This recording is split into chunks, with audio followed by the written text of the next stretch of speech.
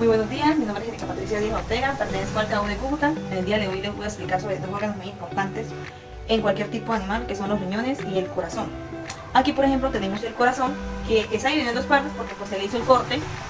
La forma del corazón en cuestión viene siendo de esta formita, pero se abrió de esta forma para mirar las partes internas del corazón. ¿Qué podemos observar aquí en este caso? Aquí les voy a explicar sobre las partes anatómicas del corazón. Y es que relativamente el corazón está formado por 4 cavidades. Las 2 aurículas y los 2 ventrículos. Donde entra y sale la sangre, el oxígeno mal circulado. Las aurículas están separadas entre sí por un tabique intracelular y 2 ventrículos por un tabique interventricular.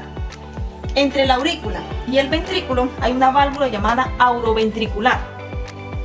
Entonces, internamente en el corazón está formado por 4 cavidades supremamente importantes, ya que es un músculo y hueco involuntario.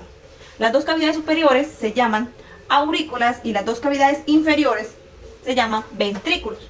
Las aurículas no se comunican entre sí, sino que están separadas por el tabique interauricular.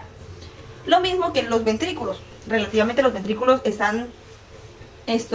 no se comunican entre sí, pero sí están diferenciados entre un tabique interventricular. Entonces, lo que tenemos que tener en cuenta es que esta válvula formada por 3 membranas se llama válvula tricúspide. ¿Qué es la válvula tricúspide? Se forma por la cúpula de las iglesias. Su función es evitar el flujo de la sangre venosa desde el ventrículo derecho hasta la aurícula derecha, en tanto que se pueda comunicar entre el ventrículo izquierdo, se pueda comunicar con la aurícula izquierda.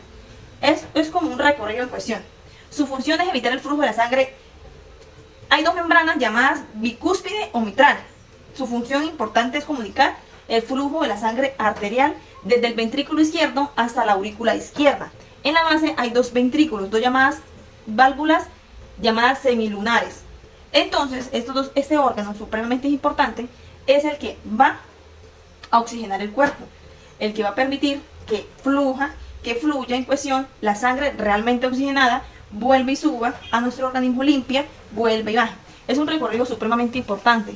Si algo falla en ese órgano, hay una sinfín de enfermedades que pueden ocasionar tanto en la parte de bovino como en toda animal que nos queramos referir. Bueno, pues ahora seguimos con el siguiente paso, que es explicar sobre el riñón del bovino. El riñón del bovino es un órgano supremamente importante en todas las partes en cuestión, porque es el que nos va a filtrar toda la parte de toxinas en el cuerpo. Debido al lumen, el riñón izquierdo está desplazado hacia la derecha, ubicándose más caudal y ventral que el riñón derecho. Por ejemplo, debido al lumen, el riñón izquierdo está desplazado a la derecha, ubicándose más caudal y ventral que el riñón derecho. Aquí está el otro riñón. El izquierdo es muy móvil y penduloso, se conoce como riñón flotante. En cambio, el otro no es aparentemente igual. Los bovinos tienen las papilas renales separadas, muy separadas, y no poseen pelvis renal, para que quede muy claro eso. Entonces, el riñón del ternero forma piramidal, riñón izquierdo y oval el derecho, consistencia firme y un color bastante violáceo. Cada riñón está compuesto por una corteza renal externa, una médula renal interna y una pelvis renal. Pero hay que tener en cuenta que este no posee pelvis renal. Entonces, lo que hace la médula renal en cuestión es constituir las pirámides renales en las que se lleva a cabo la formación de la orina. La nefrona es la unidad estructural y funcional del riñón. Comprende el elemento filtrante para poder filtrar en cuestión por el túbulo renal. Entonces, supremamente importante este órgano para todo tipo de ser vivo en cuestión. Entonces, ya sabemos que ahí el izquierdo es muy móvil, ya sabemos que está compuesto por la cuestión de la consistencia, por la médula renal, por la pelvis renal. Entonces, pues espero que les haya quedado muy claro en cuestión el contexto de cómo son o cómo es la forma del riñón, para que nos podamos ir con conceptos muy, pero muy claros. Muchísimas gracias.